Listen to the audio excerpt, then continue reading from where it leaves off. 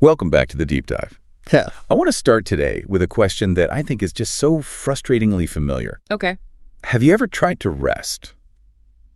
I mean, really tried. You spend, say, 2 hours on the couch, not doing much of anything, Right. and then you stand up, and your neck is stiff, your shoulders are tight, and you actually feel somehow more tired than when you started. It's the ultimate paradox, isn't it? It's completely baffling. Yeah, it is. Because you look at the body, it's horizontal, it's clearly supposed to be relaxing, and you just assume, okay, recovery is happening. Of course. But if you feel tense and exhausted after what you call rest, your body is basically sending up a flare. It's a distress signal that something is getting in the way. And that's the exact mechanism we're here to crack open today. You gave us some fantastic sources on subconscious muscle guarding, microtension, and the really surprising reasons our common rest habits just keep us tired.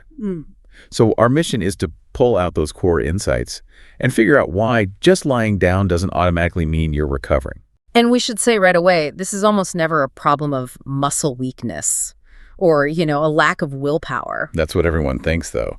I just need to try harder to relax. Exactly. That's the frustrating assumption people make. But what we're really dealing with here is a signal management issue. Your nervous system is getting two completely conflicting messages at the exact same time. And when the signals conflict... It defaults. It defaults to the one that demands vigilance every time. Okay, let's unpack that. I'm lying down. That seems like the most obvious rest signal possible. It should be. So what other signal could possibly be stronger than that? Why would my nervous system choose tension? Because its number one job, its absolute prime directive, is protection. And protection always wins over relaxation if there's any ambiguity about safety. So it's a safety thing. It's all a safety thing. If your body gets mixed signals, one says rest, the other says be ready, that ancient, deep protective mechanism just kicks right in. Give me a quick example of that ambiguity. I mean, it's not like there's a predator in the room. No, but evolutionarily, if we were lying down and heard a twig snap, that's a potential threat. The body would immediately create a low-level tension to prepare. To get ready to run. To get ready. Today, the threat isn't a predator, it's drickup. It's the constant cognitive load. Your nervous system doesn't know the difference between being chased and worrying about an email. It just knows there's a threat. It just knows the environment isn't 100% safe. So the loudest signal it hears is, be ready. And this brings us to what the sources call the false rest phenomenon. This is where that conflict really starts. Exactly. The posture lying on the couch says rest, but your mind, your attention. It's scrolling, it's planning, it's watching something really intense. Right. That attention sends a loud, clear signal that says engagement. So you're asking your brain to solve problems while telling your body to shut down. The two signals are at war. The analogy from the research here was just, it was perfect, the car analogy. Yes. Picture this. You're sitting in a parked car. The engine is on, seatbelt is fastened, and your foot is just kind of hovering over the brake pedal. I can feel that tension just thinking about it. Right. You are technically parked. You're motionless. But the entire system is primed. There's tension in your leg. Your hands are on the wheel.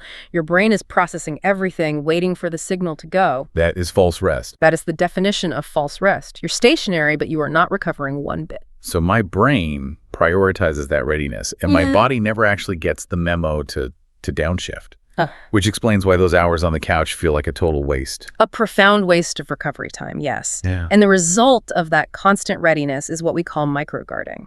It doesn't sound dramatic. It's not. It isn't a huge muscle spasm. It's not an injury. It's a sustained low-level contraction, the engine idling, the foot hovering, and it just shows up as stiffness or this deep pressure that never quite gets to the level of actual pain. So we're talking about that ache in the back of your neck when you finally get up, or that little bit of tightness in your stomach that just feels like it's always there. Precisely. Or think about lightly clenching your jaw for hours on end, or keeping your shoulders just a tiny bit raised. That microguarding is just strong enough to block true muscle release. To really relax, you need a level of neurological quiet that this guarding actively prevents. And what I found fascinating is how this creates a systemic problem. The sources talked about a tension chain. It's not just one spot. It's a domino effect, absolutely. Where does that usually start? It almost always begins with the core and your deep stabilizers. Yeah. When we're stressed or thinking hard, even lying down, we tend to subtly brace our abdomen. Without even knowing it. Without a clue. And that bracing restricts the diaphragm, which is our main breathing muscle. So then your breathing changes. Your breathing completely changes. It's forced to become shallow and it moves up into the chest and shoulders. The wrong muscles take over. And they aren't built for that. Not at all. The smaller muscles in your neck and upper chest are suddenly doing the work day in and day out. That creates chronic tension in the upper back, the neck, and it leads straight up into the jaw. So the chain is stomach-y chest, upper back-y neck-y jaw. It's a full body response. That really shifts the perspective. It's not about just needing a neck massage. It's about signaling safety all the way down to your core. Exactly. Okay, let's get into the everyday triggers. Yeah. For all of us lying on the couch with our phones, what's the specific setup that just guarantees this mixed signal? The smartphone is the perfect antagonist to rest. Yeah. It's designed to be. Right. When you're lying there, propped up, your head is tilted down, your abdomen is tight just to hold you stable so your hands can work the phone. Your shoulders are hunched forward. Yeah. And your neck muscles are under enormous strain. Yeah. You are asking the body to rest while putting a really strenuous, awkward load on the spine. And the crazy part is, it feels comfortable at first. It does, because the distraction, the cognitive engagement, it masks the physical strain. Watching TV propped up on a pile of pillows is the exact same trap. You feel relaxed, but you're just cementing forward head posture and accumulating tension in your jaw and upper back.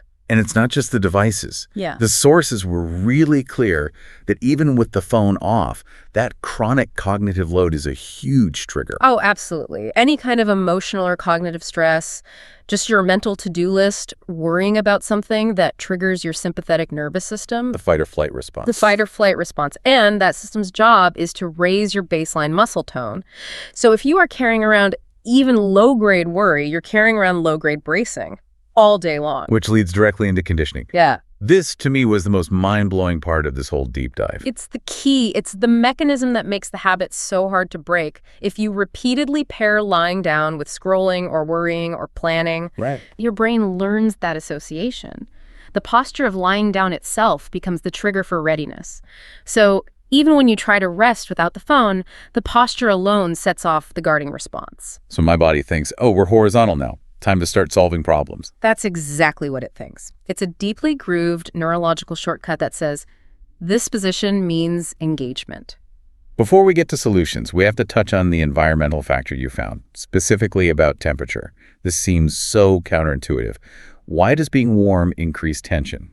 Yeah, that's a great question, because we all think of a warm bath as relaxing. Right. But if you're already carrying that low-level bracing, a warm or hot environment actually increases your sensory awareness. It also slightly raises your body's metabolic demand. Well, And your nervous system registers that extra load on top of the guarding as more discomfort, maybe even bigger threat. Conversely, a mildly cool room, not cold, but cool it, actually helps. It decreases that sensory input and metabolic demand. It makes the body feel safer. wow. Okay, that reframes so much. Yeah. So if protection wins when the signals conflict, we have to shift our entire objective. Yes. We have to stop trying to force relaxation and start focusing on sending one clear message. Yeah. How do we do that? What are the principles? The strategies are all about alignment. Yeah. Getting your mind, your body, and your environment to all agree on what state you're in. Okay. So principle number 1, mind-body alignment. And this is a hard one. Never ask the body to rest while the mind is busy. Never. Never. If your attention is active, if you're problem solving or planning, choose light activity over lying down. Wait, that sounds completely backward. If I'm exhausted, the last thing I want to do is get up and walk around. I mean, no, but it's not about forcing movement. It's about aligning the system. Lying down while your mind is racing is neurologically demanding. The body is constantly on alert. Sitting upright or standing calmly while more physically active actually requires less of that monitoring resource from the nervous system. The signal is pure. I am engaged, but I am stable. And that stops the false rest loop cold. That is a huge paradigm shift. So if I'm tired, but I have to answer emails, I do it at a table, not on the bed. Precisely. Which leads to the second principle, low stimulation. When you do choose a rest position, it has to be paired with low stimulation. No phone. No phone, dim light, no active problem solving, no intense audio. This isn't about discipline, it's about signal purity. Dimming the lights is an active cue to your brain that it can stand down. And the third principle really hits our audience: ditch the obsession with time. Yes. Principle 3, consistency over duration. 2 minutes of true rest where the signal is pure is so much more effective than 30 minutes of fighting your own thoughts while scrolling. So stop the clock watching. Stop measuring success by how long you were horizontal. Start measuring it by the clarity of the signal you sent. Okay, this next one addresses big anxiety. When we try to rest, we start looking for the feeling of relaxation, that big whoosh of calm. And that search is the trap. The fourth principle is don't chase the sensation. True nervous system settling often just feels boring. Boring, neutral, totally unspectacular. If you start scanning your body looking for a dramatic release, you've just reactivated the monitoring system. You're back to mixed signals. So the goals is neutrality, not some dramatic bliss. And we have to make a really clear behavioral distinction here. Yes. You have to separate recovery time from consumption time. Watching TV or scrolling Instagram is entertainment. It is not recovery. Making that distinction is key. It prevents the brain from ever learning to associate rest with high cognitive engagement. And what about as a final little trick? Something to do right before you lie down. Use transitions. Just pause. For 10 to 20 seconds, stand or sit quietly with zero input right before you lie down. Like a little ritual. It's a signal. It tells your nervous system a state change is coming, and the intention is peace. It just smooths out the whole process. Okay, so we have the principles. Now for the practical stuff. How does a listener start integrating this into a busy day? What are the micro resets? The key is small, frequent checks. A posture micro check every 30 to 60 minutes. And you start that with a quick sensory scan. Walk me through that scan. What am I looking for? You check your body from the center, out, slowly, stomach, chest, upper back, neck. And finally, the jaw. Okay. Rate the tension from 0 to 10. But you're listening for specifics, not just tightness, but maybe a feeling like a rope-like pull or just a sense of pressure. Then the mental cue is simple and gentle. I am safe. Muscles can release. And if that scan shows, a 7 out of 10 in my neck, I'm not supposed to just crank on it with a big stretch, right? Exactly. That's fighting the protection system. Instead, you use gentle movement to map the tension. The sources call it edge-based micro-movement. Edge-based. You do a gentle torso shift or a tiny side bend. You stop immediately at the first sign of resistance, the edge. You're just exploring it, showing your nervous system. See, we can move here. It's safe. No need to guard. And what about the breath, which we establish is the first thing to go haywire? The breath reset has to focus on expansion and stability. So you inhale, feeling your belly and ribs expand. Then as you exhale, you actively soften your chest, neck, jaw. Okay. And you combine that exhale with a gentle core activation, subtly drawing your belly button toward your spine. That little bit of internal tension signals deep stability, which is a massive safety signal. And the jaw, the final destination for all our stress. It really is, for the jaw, just gentle open and close movements and really subtle side-to-side micro movements. The goal is just to interrupt that habitual clenching. It's like telling your brain the emergency is over. This all sounds great, but let's set some expectations. This isn't an overnight fix. No. The sources give a really clear timeline. In about 1 to 2 weeks of doing this consistently, you'll develop a clear awareness of when and where you're guarding. That's the first step. That's the first huge step. The actual reduction in habitual guarding, the improved posture, the easier breathing. That takes more like 3 to 6 weeks of consistent practice. It's neurological retraining. This whole deep dive really comes down to one idea. This tension, this fatigue. Yeah.